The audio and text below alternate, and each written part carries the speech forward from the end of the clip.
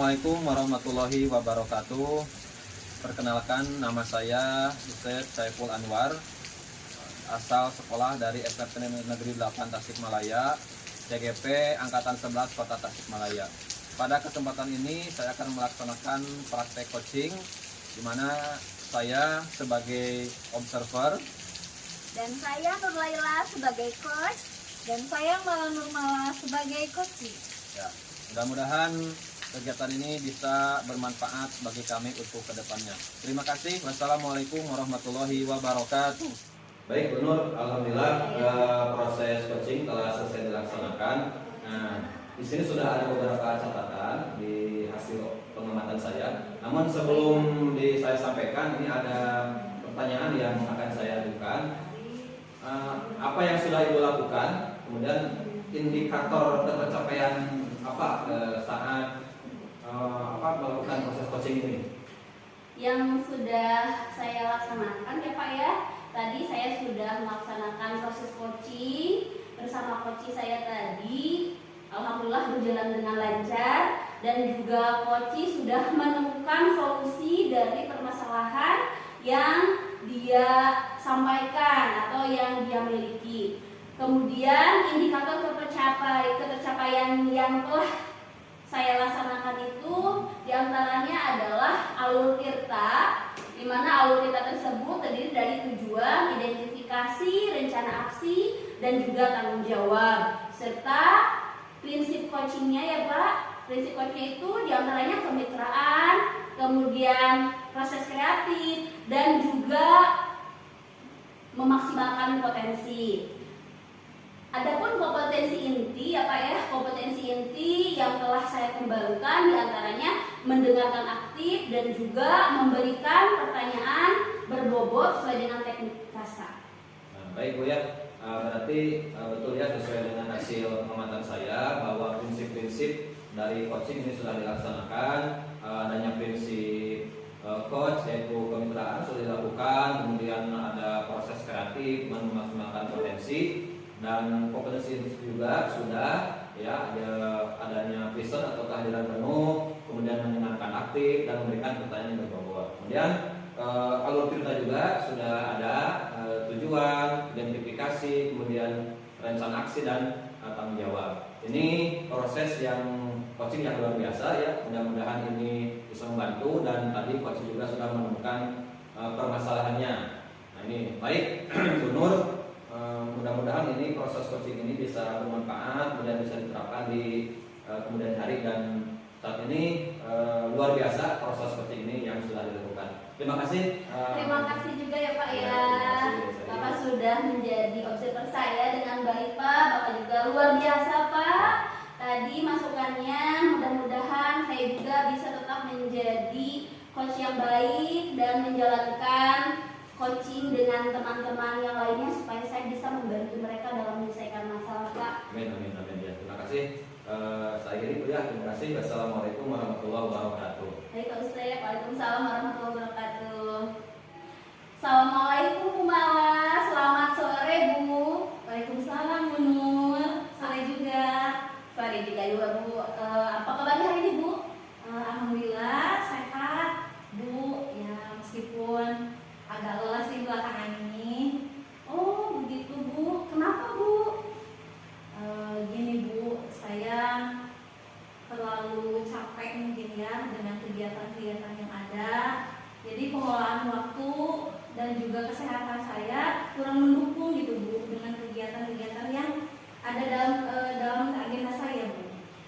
Baik Bu, kalau begitu kita diskusikan ya Bu. Saya sebelumnya akan membuat catatan dulu Bu, supaya nanti apa yang Ibu sampaikan dapat saya cerna dengan baik ya Bu ya. Jadi Bu, mau ngobrolin apa nih mengenai agenda dan kegiatan Bu Mala akhir-akhir ini sehingga menyebabkan pengelolaan waktu kurang baik dan kesehatan Bu menurun.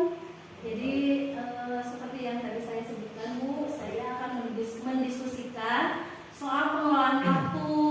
Rasanya akhir ini agenda saya tuh menumpuk. Jadi kadang-kadang saya merasa kurang bisa mengatur waktu dengan baik, dan kesehatan saya juga mulai menurun Bu. Baik Bu, banyaknya agenda dan kegiatan Bu Mala apa nih sehingga menyebabkan akhir-akhir ini pengelolaan waktu Bu Mala kurang baik kesehatan yang menjadi menurun? Agenda kegiatannya banyak Bu. Saya selain jadi pengajar juga saya ibu rumah tangga.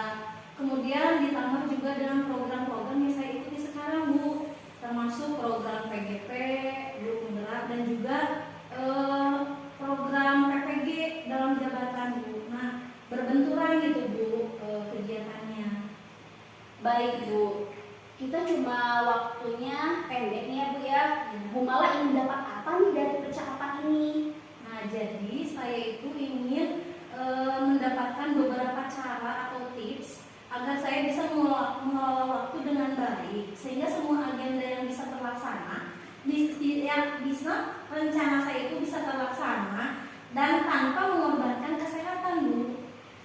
Oke, jadi yang ingin dicapai Bu Mala itu dari percakapan ini adalah apa yang bisa dilakukan ya untuk mengelola waktu lebih baik lagi sehingga semua agenda dan kegiatan Bu Mala dapat dilakukan dengan tetap menjaga kesehatan ibu. Ya betul Bu.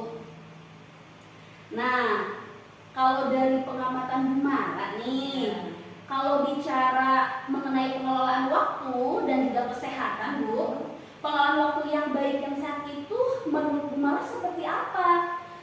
Seperti apa indikatornya? Nah, menurut saya pengelolaan waktu yang baik itu kalau semua tanggung jawab bisa diselesaikan dengan tepat waktu. Jadi saya juga tidak merasa terbebani Bu. Dan yang paling penting nih, saya masih bisa beristirahat dengan cukup dan menjaga kesehatan gitu Bu. Oke Bu.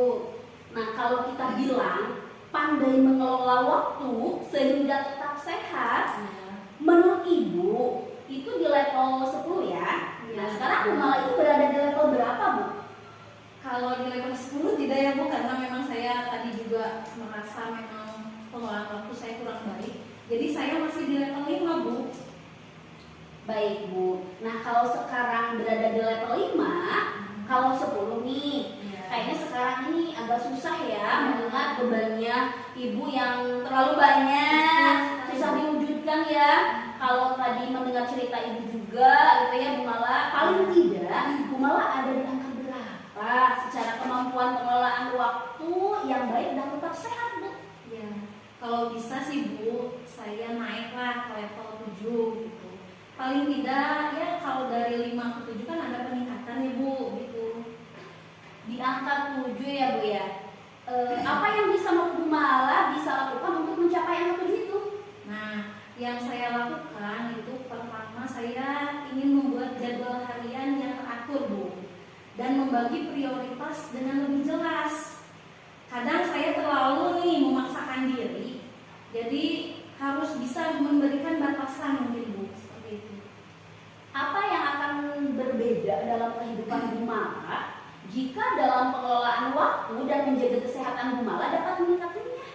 Wah, kalau misalnya saya bisa mengelola waktu Bu, hidup saya akan lebih tenang, tidak stres dan juga tidak terbebani. Nah, yang paling utama nih, kesehatan saya juga pasti terjaga Bu, mungkin seperti itu. Bagus Bu. Dari berbagai opsi yang dapat dilakukan Ibu, langkah apa yang menurut Ibu bisa membantu memulai perubahan dalam pengelolaan waktu sehingga Ibu tetap sehat? Saya rasa nih Bu, saya harus mulai dari menyusun jadwal yang realistis. Saya juga akan mencoba untuk lebih berdisiplin dalam mengikuti jadwal itu Bu.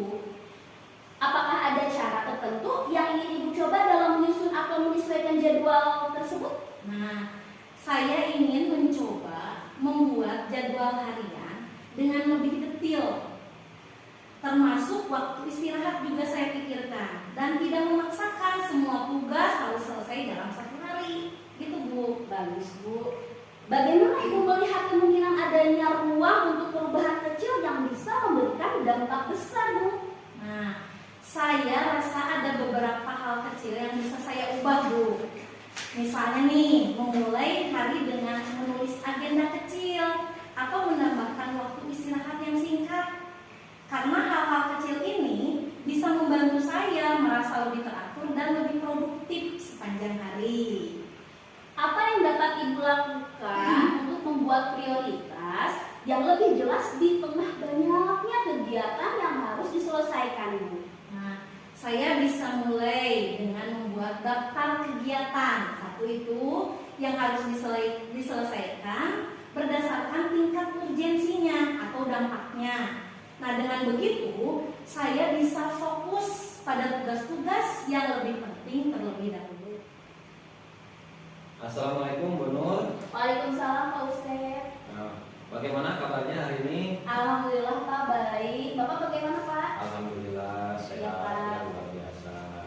Nah, baik Bu, sebelum kita memulai proses coaching, di sini saya berperan sebagai pengamat atau observer. Ini yang akan melihat proses coaching Ibu dengan si coaching nanti. Baik Pak. Nah, sebelum Ibu memulai proses coaching, ini ada beberapa rubrik nilai yang harus Ibu persiapkan. Untuk rubrik penilaian tersebut nanti Ibu sudah memiliki prinsip dari coaching yang akan dilaksanakan. Baik Pak. Beberapa prinsip itu diantaranya yang pertama adalah prinsip coach. Itu kemitraan, proses kreatif memaksimalkan potensi. Kemudian ada kompetensi inti, yaitu present atau kehadiran penuh, mendengarkan aktif, dan memberikan pertanyaan berbobot. Nah, yang ketiga adalah dengan adanya alur tirta, yaitu tujuan, identifikasi, rencana aksi, dan tanggung jawab. Kemudian sebelum coaching, kompetensi inti apa yang akan Ibu kembangkan? Baik Pak, untuk kompetensi inti yang akan saya kembangkan adalah mendengarkan aktif serta memberikan pertanyaan yang berbobot Pak. Nah, baik, kemudian kompetensi inti mana yang akan dikembangkan secara spesifik nih? Baik Pak, untuk kompetensi inti yang akan saya kembangkan secara spesifik adalah mendengarkan aktif, karena yang namanya coach itu kita harus memiliki kesadaran penuh untuk mendengarkan apa yang disampaikan oleh coach tersebut supaya coach tersebut bisa menemukan solusi dari masalah yang dihadapinya Pak. Ya. Baik, kemudian indikator tercapaian dari tujuan yang ingin dikembangkan ini apa?